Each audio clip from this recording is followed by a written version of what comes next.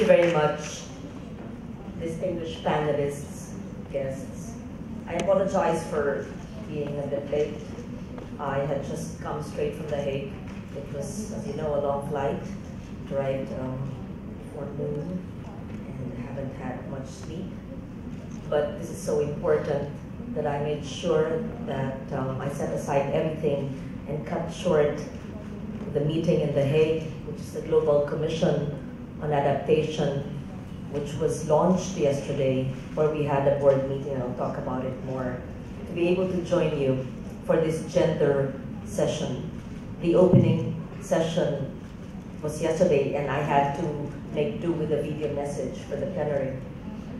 I wish to thank the Stockholm Environment Institute for leading this session, along with the Climate Change Commission and the Asian Development Bank, and for helping ensure that the rest of the sessions are infused with a gender perspective. I just came from a successful gathering of global leaders pushing to accelerate adaptation. I hope that most of you have viewed it live on live stream. The Global Commission on Adaptation, or the GCA, jointly led by former UN Secretary General Ban Ki-moon, Bill Gates, and World Bank CEO Kristalina Georgieva, was launched October 16. Was that yesterday? Okay, 2 days ago. Several days after the Intergovernmental Panel on Climate Change released its special report on the impacts of global warming at 1.5 degrees Celsius. The GCA acknowledges that adaptation is as crucial as mitigation, especially for vulnerable and poor countries. Thus, our resolve is to push for bolder solutions to become more resilient to climate-related threats. The GCA has identified 7 action tracks to accelerate adaptation. First is achieving climate-resilient agriculture, food, and rural livelihood security. Second, financing adaptation. Third, building climate resilience into global supply chains. Fourth, investing in climate resilient infrastructure. Fifth, building urban resilience. Sixth, investing in climate resilient social protection. And finally, scaling up nature-based solutions for adaptation. Faced with the reality that we are in a race against time to reach our goal of limiting global warming to well below 2 degrees Celsius, the Commission realizes the urgency to deliver on the expectations of the vulnerable and the poor, not only to become resilient amid climate impacts, but also to transition justly our brown economies to green economies, and to make all realize the economic and social benefits the pursuit of low-carbon development brings to our people. The convergence of ideas, ongoing initiatives, and best practices from Commission members and stakeholders will be translated into tangible, actionable targets that will be part of the GCA report that we will submit at the UN Climate Summit in 2019. It is timely that we are having this forum now, because as Asia-Pacific is a natural hazard-prone region, the outcomes of this conference could provide valuable inputs to the report. This session on gender-responsive adaptation approaches is particularly important because there needs to be a scaled-up approach in addressing the vulnerability of women to climate change impacts. Integrating gender equality across all aspects of climate action is fundamental, not only because women and men are differently affected by the impacts of climate change, but also because of the role of women as holders of valuable knowledge and skills, and as a powerful force driving climate action and ambition. Climate impacts exacerbate already existing gender inequalities in relation to access to resources and opportunities, discrimination, threats to health, loss of livelihood, food insecurity, displacement, forced migration, poverty, human trafficking, gender-based violence, and harassment. In particular to this session, we look into the link between climate change and human mobility. The 5th assessment report of the IPCC confirms that climate change will increase displacement of people From 2008 to 2015, an average of 26.4 million people per year have been displaced from their homes by disasters brought about by natural hazards, equivalent to one person being displaced every second. Long-term environmental changes such as increasing temperatures, sea level rise, coastal erosion, desertification, and loss of agricultural productivity are projected to increase the number of displaced persons further and pose a significant impact on migration flows. An estimated 13.6 million Filipinos living in coastal communities in the Philippines remain at risk of sea level rise, observed to be 3 times higher than the global average of 19 centimeters since 1901. In the Pacific, the Indian Ocean, and the Caribbean, 2.2 million people will have to leave their homes due to sea level rise. The IPCC further reveals that without adaptation investments on all coasts, a sea level rise of only 0.5 meters could cause a displacement of 72 million people.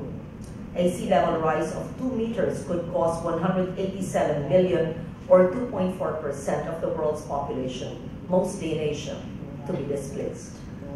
Populations that lack the resources for planned migration as well as social protection mechanisms face higher risks, particularly in low-income developing countries.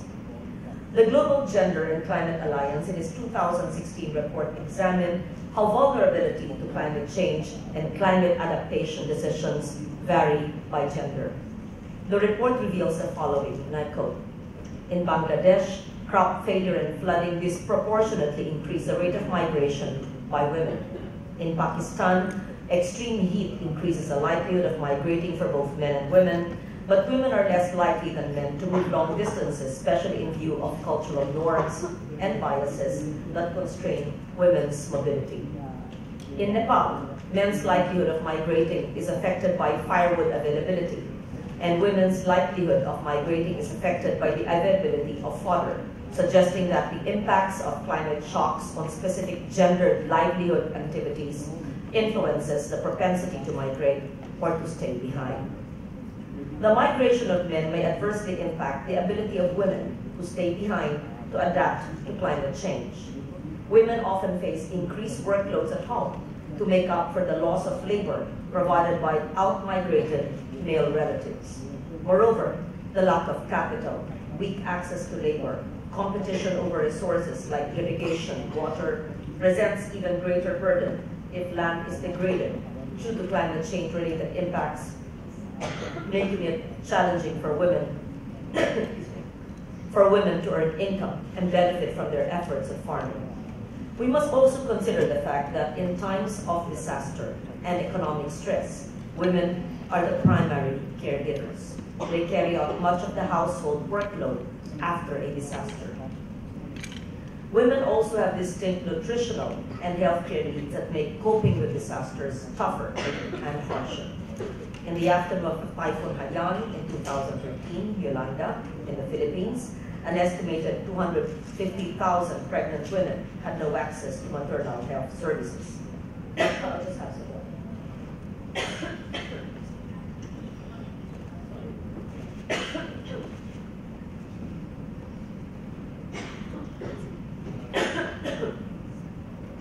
We need to address underlying inequalities and give women a strong voice in the design and implementation of climate actions to help build community resilience and lead to sustainable outcomes. However, this is not to say that we should leave men off the hook. It is important that both women and men equally build the resilience of communities and households. We must recognize that women are doing to build the resilience of the communities, support and learn from them. We can take inspiration from the work of Swayam Shiksan Prayog, I hope I said it correctly, in India. For over 20 years, it has been empowering women at the grassroots in their new role as farmers, entrepreneurs, community leaders, and change makers. Women are taught crops and livelihoods, certification, water harvesting, and afforestation.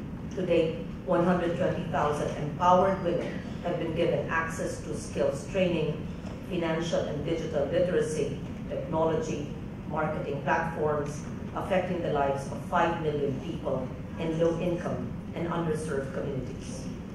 The Philippines is proud of similar initiatives at the grassroots level. A group of women farmers in Montalban, Rizal have been practicing agroforestry to adapt to the prolonged wet season. A group of women fisherfolks in Hinatuan, Surigao Sur reforested over 100 hectares of mangroves to protect their settlements from storm surges and to secure an additional source of food for their families. I'm certain that behind the success of model local governments that have shared their experiences yesterday, such as Del Carmen in Surigao, Sorsogon City, and Dumangas in Iloilo, are thousands of women actively involved in community leadership and decision-making. The Alliance of Women Environmentalists of Sitio Seguin, a group of women who are mostly farmers' wives in the province of Nueva Ecija, has been tapped by the DNR for its forest land management project, which aims to strengthen forest land management in the identified critical river basins in the Philippines. Through the FMP, the members of the Alliance have been engaged with capacity building activities on plantation and nursery establishment, organizational and conflict management, and even simple bookkeeping. The partnership has not only allowed them to better manage forest resources at the Pantabangan Karangalan Watershed Forest Reserve, but also increased their power and access to information and strengthened their decision-making process in their respective families. In view of all these heroic adaptation efforts by women, where their time and labor are being harnessed, let us be watchful and vigilant that men and other community members should equally get involved in household care work, as this too takes a lot of the women's time and physical energy. This will ensure that women's adaptation efforts do not add to their already long list of caring roles and cause them more unequal burdens.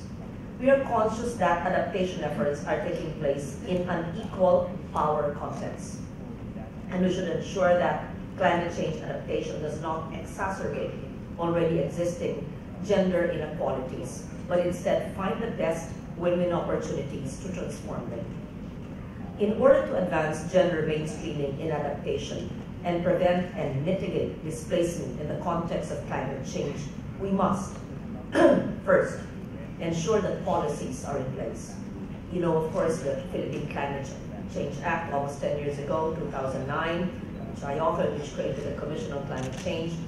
It mandates the identification of differential impacts of climate change in men, women, and children, and provision of educational and training programs, especially for women in rural areas. In every municipality and province in the Philippines, we have an employment and services unit. These units should be harnessed and capacitated to respond to displacement, especially in climate change and disaster contexts. Second, address the data and analysis gaps on gender and climate change in national and local contexts to inform government's planning and budgetary decisions and effectively assess the impact of interventions. Third, allocate financial resources for gender-responsive adaptation programs, as well as strengthen gender-responsive social protection measures as short-term responses to improve conditions of displaced people. We must move from a project-based effort towards a holistic, programmatic approach to sustain initiatives for long-term, gender-equal, sustainable livelihoods. Fourth, a knowledge-sharing platform so countries will continue to learn from each other even after this forum. We need to act with extreme urgency to address climate impacts to our communities. We must implement gender-responsive adaptation strategies that support families to remain where they live. If this is not viable due to increased risks, then we should find socially protective ways to ensure that their mobility and eventual resettlement leads to gender-equal sustainable livelihoods and futures. Finally, we must acknowledge the capacity of women to get involved, decide, take action, and lead. To harness the strength of women in reducing social vulnerability and increasing local capacity is to ensure the sustainability, inclusivity, and resilience of local and national development pursuits. In closing, allow me to share the words of the female co-chair of the Global Commission on Adaptation, Kristalina Georgieva, who said that, and I quote, "Adaptation is about fairness to poor countries, communities, and people who have done very little or none to cause climate change, but are the victims of its consequences." In short, climate justice.